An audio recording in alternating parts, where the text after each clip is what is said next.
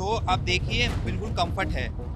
तो ये रख के बनाया गया है कि सी सेट 5 सी सेट 6 में ये चला पाए हम इस वेसल को, साथ ही जैसे इन्होंने साथ दिखाया, ये बिल्कुल कंफर्टेबल भी है और इस पर आप चढ़ के आप कितना भी प्रेशर डालें इस पर कोई असर, मतलब यानी कि किसी भी सेनाओं के लिए कितना बेहतर किया जा सकता है उस पर आप लोगों ने, ऐसा लग रहा है कि हम किसी गाड़ी में बैठे हैं, वैसा इंटरफेस है इसका।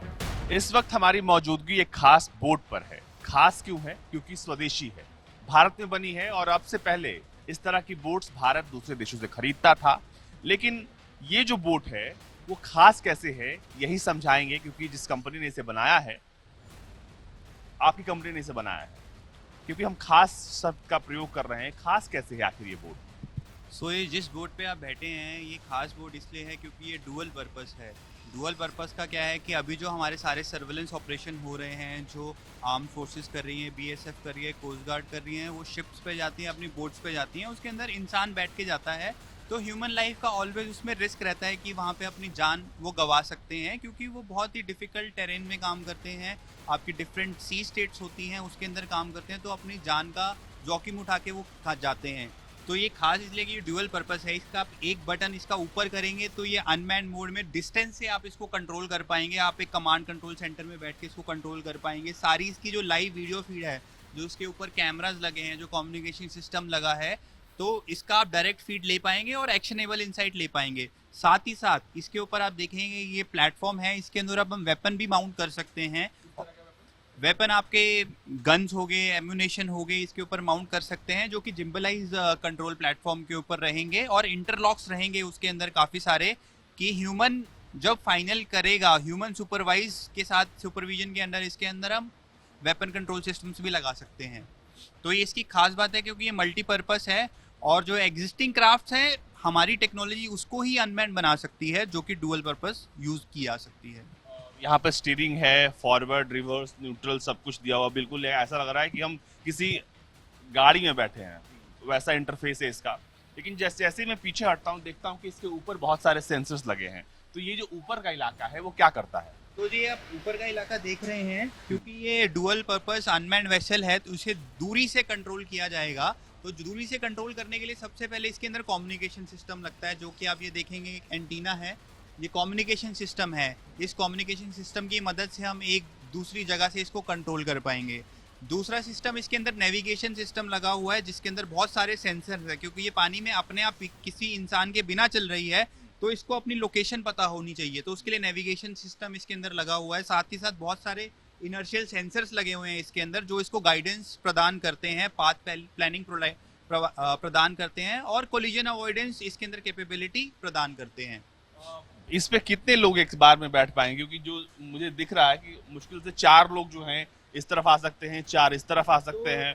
इस नाव की कैपेबिलिटी है कि 8 व्यक्ति का लोड ये लेके चल सकती है। तो ड्राइवर जी, तो दो, एक ड्राइवर, एक आपका ऑपरेटर जो कि आपके वेपन सिस्टम को ऑपरेट करेगा, साथ ही साथ 6 लोग और भी इसके अंदर बैठ सकते हैं। और इस नाव की खास बात क्या है कि ये चलती हुई नाव से इसके अंदर से ड्रोन भी टेक ऑफ कर सकता है और आपको साथ ही साथ एक्शनेबल इंसाइट्स दे सकता है। तो एक बात मुझे समझाइए कि जो उस हथियार को आगे चलते हैं, जो वेपन माउंटेड होगा, तो उसको कंट्रोल करने के लिए व्यक्ति कहाँ बैठेगा? हाँ। बहुत ही आरामदायक बनाई गई है। इसके अंदर स्प्रिंग लोडेड मैकेनिज्म है जो कि लगाया गया है। इसके ऊपर आप चढ़ के भी इसके ऊपर आप अलग कूदेंगे तो आप देखिए बिल्कुल कंफर्ट है।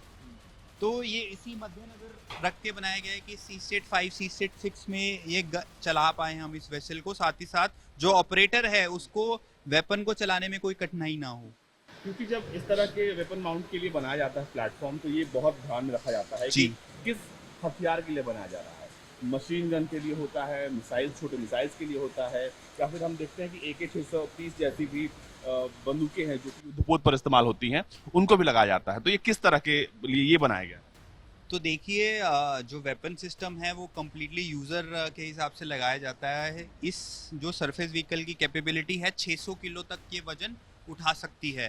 तो 600 किलो तक का कोई भी वजन का हम इसमें वेपन माउंट कर सकते हैं। वो आपका LMG हो सकता है, दूसरे प्रकार के आपके वेपन हो सकते हैं जो इसमें लगाए जा सकते हैं।